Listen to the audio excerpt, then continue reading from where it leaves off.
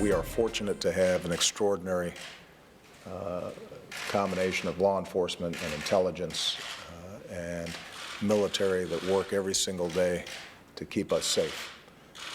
But we can't just leave it to our professionals to deal with the problem of these kinds of horrible killings. We all have a part to play. We all have a part to play. That the president today saying the onus isn't only on cops and soldiers to try to stop the rampant gun violence, but what can be done to prevent stuff like this in workplaces or, for that matter, any other places. Let's bring in our panel right now.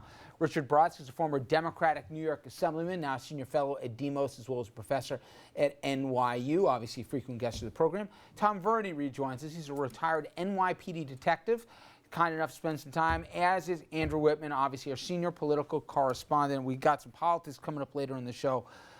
But, geez, Tom, pick a dateline in this country. I mean, we've seen this happen on city streets. We've seen this in rural communities. We've seen this in suburbs. We've seen this in movie theaters. We've seen this in basically name a place. Now, for crying out loud, at a place that helps developmentally disabled, there's nothing that seems kind of, you know, off the national consciousness as a possibility.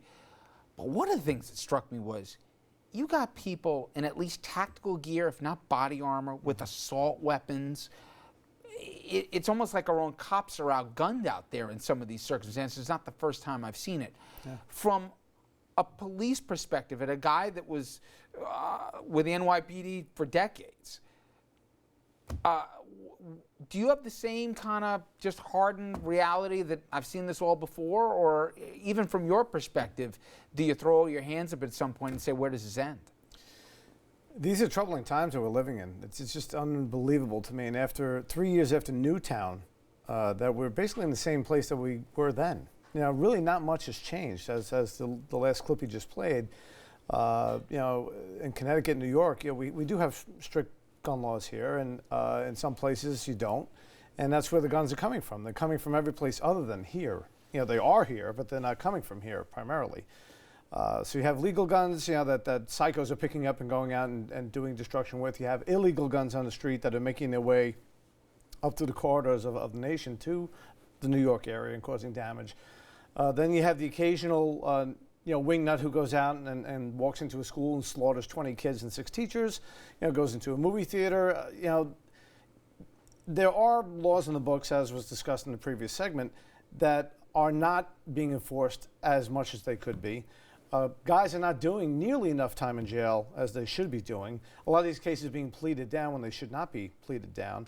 So guys get caught with a gun and they walk out, you know, days and weeks later, and that's nonsense. There should be mandatory sentences where they're sitting in jail for at least a year or more. It seems as we sit here tonight as a country, we got 2 choices to make. Either one is to say, hey, screw it. There's more guns than people in this country. We're never going to be able to stop that. So, and we'll get to it later, Andrew had a conversation with one police brass who says, hey, if you got a gun, pack heat and go out there and, you know, be the good guy with the gun theory. Others is you harden soft targets. You put metal detectors in front of every door so at least you can cut down the response time. Mm-hmm. Or we say, this is crazy. What's the one commonality that happens here? Crazy guy with a gun. Mm-hmm. Crazy guy or a religious guy?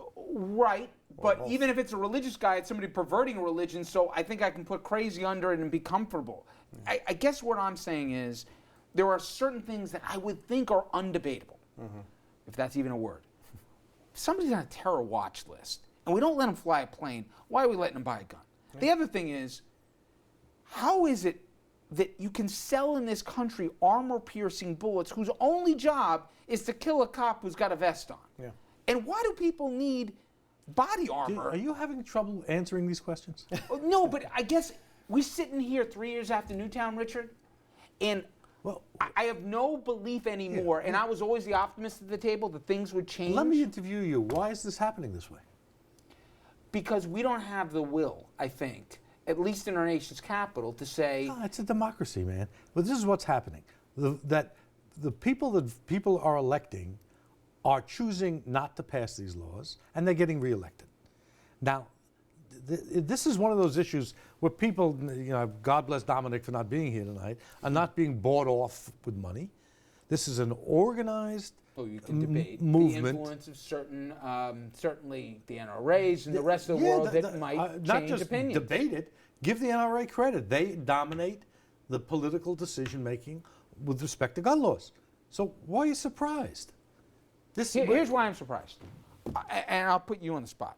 Why doesn't the Fraternal Order of Police or police chiefs around this country say this is BS? They do. Why should they do, don't do it enough? Okay. Probably not enough. There's always room for improvement. I mean, I couldn't begin to tell you how many times I did a lot of work with youth for the 22 years I was with the NYPD. How many kids that we would try to grab back from the precipice of getting involved in gang activity. Don't forget, on a daily basis, so far this year, it's been 334 days. I think they said there were 355 incidents so far of mass shootings, 4 people or more being shot. That's a problem. Yeah. That's a problem when you have a mass, quote unquote, a mass shooting every day somewhere in this country. Answer the question. But Why hasn't it changed? But on a daily basis, the reality is it's not radical Islamists that we have to worry about on a day-to-day basis. Yeah, they're here. I mean, people, get your heads out of the sand. These people are here. So we have to, yes, we do have to better prepare ourselves for the fact that there are people around the world that don't like us. A number of them are here, and we have to prepare ourselves for that. Which is why I'm for people owning a firearm. I don't have a problem with that. If you can legally own a firearm and register a firearm, and you're not some crazy wingnut that should be in Bellevue 7 days a week, then by all means, if you can pass all those background checks, you should have them. That will reduce more people with more guns. Will reduce the number of mass murders. I think people have the right to protect themselves. I didn't ask you that.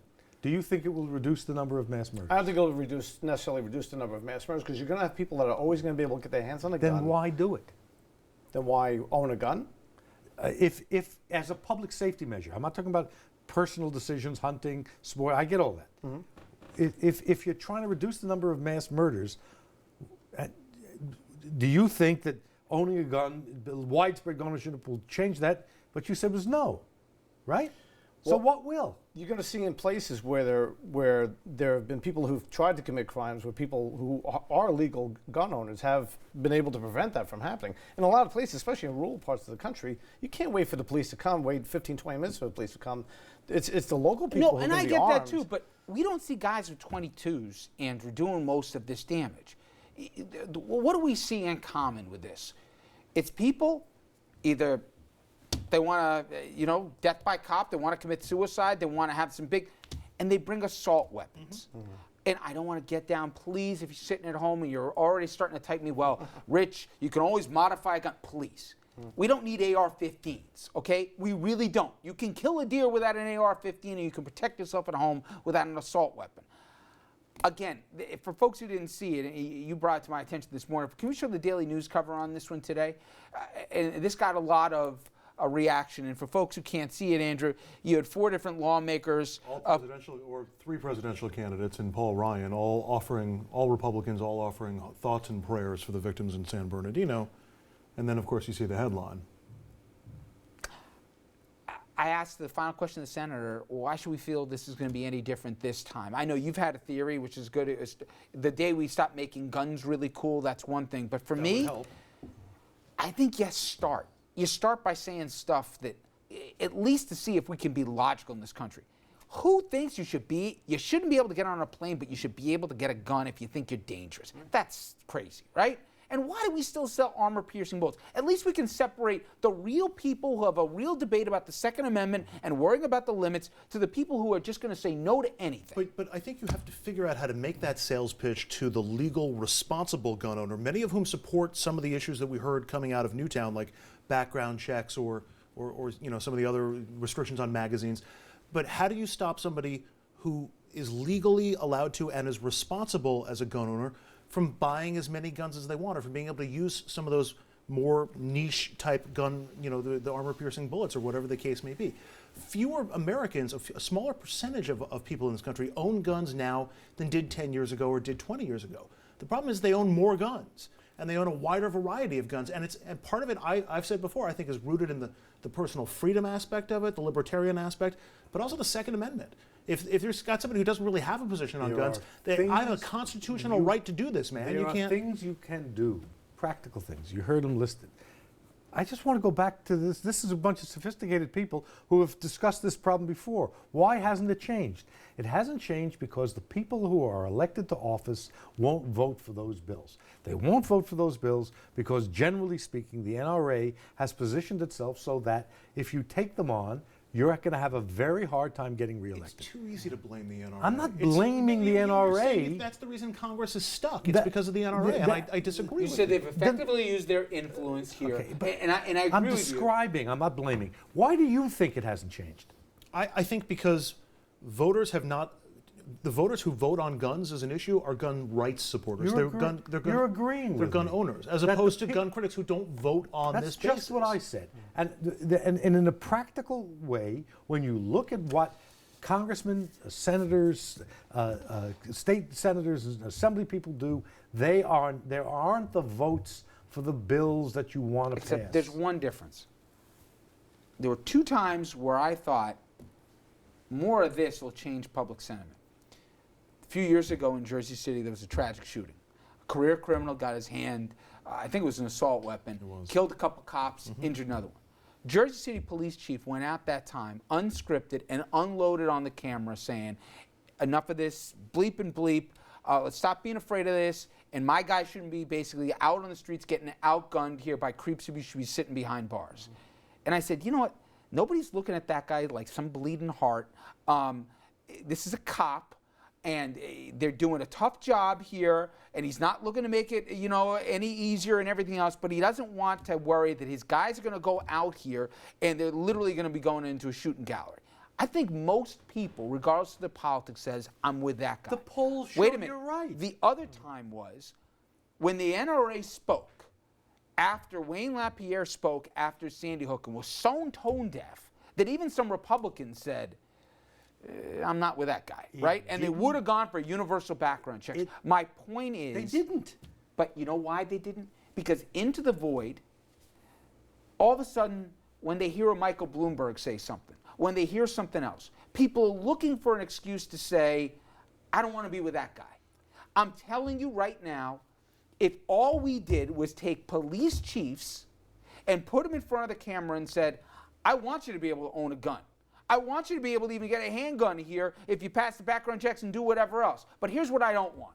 I don't want my guys, and hold the picture up, saying, I don't want them dying in the streets. Do that every day. Let Bloomberg spend his millions and get out of the way so he's not in front of the camera. The public will get behind people that they want to get behind. They're not, no, they don't want to get behind a Democrat in Washington, or with all due respect, my first guest, Richard Blumenthal, they don't want him telling them that they shouldn't have a gun. Andrew's worked in parts of this country, from Montana to West Texas to all over Louisiana, to places where he says, if they hear New York, they turn you off.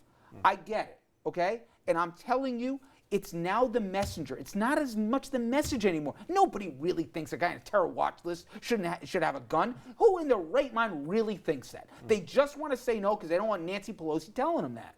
I'm telling you, I really think if we're smart enough, Nancy Pelosi they shouldn't be doesn't hearing come from from New guys like York. me. They should be hearing from guys like you. And frankly, the FOP's not doing enough on this to look out for the rank and file guys. I can agree with you there. I don't think they have done enough. I think there's always room for improvement, whether it be the FOP or the International Chiefs of Police as well. But it's the average citizen that has to come to a point and just think realistically and logically and say, when is enough enough? Like, how high does the body count have to be? Yeah. In order for you to take a step back and say, The average is there any person room for improvement? Believes that the polling numbers on background checks mentally ill are off the charts. But most importantly, the people who are making and have enforcing to the decide laws, to right, who are vote going to change that way. Yeah. That's the point. This is a political problem, not a problem of stupid people, not a problem of inadequate leaders of police forces. And until there is a connection between the way you vote and what you believe about guns, it's not going to change. Or prioritizing that issue to a point where that's what's actually going to make the determination as to who you pull the lever for. And again, I go back, the gun rights advocates, the people who like guns, they vote on that issue. That's their one issue. But people who want gun control don't vote on that one issue. An entire political party, which is in lockstep on the notion that we're not going to make any changes in the gun laws. What does that tell you? I mean, we have described the problem, we have bemoaned the problem, we have expressed our indignation, And I share I'm all tired of of that. it too. Well- I'm tired of it too because it feels like a broken record. The president says, basically, recue the tape. I've been saying this day after day, month after month, when one of these kind of things happen. I've come around to thinking that we're fighting about the wrong thing. That when 90% of the country and 75% of NRA registered members believe in a background check, the reason it can't get done is because they're smart enough to wait for somebody in Washington that looks like somebody that are easy to root against to say the same Like the thing that we're President saying. of the United States. Like the President of the United States. Well. Okay? And that is the sad reality. Even if I don't like it, I think that's the truth. All right, now I want you at home to get involved in the conversation. Head over to Facebook and Twitter. Sound off on our question today. Should we be focusing on gun control, or should we just say that no matter what, not Sandy Hook, not San Bernardino, not name it, it's going to change it, and maybe it's time we try to batten down the hatches and secure workplaces better? Where should our priority in this country be right now? Coming up next, how the rest of the world sees our country and guns. And trust me, folks, it ain't pretty. In fact, it's embarrassing.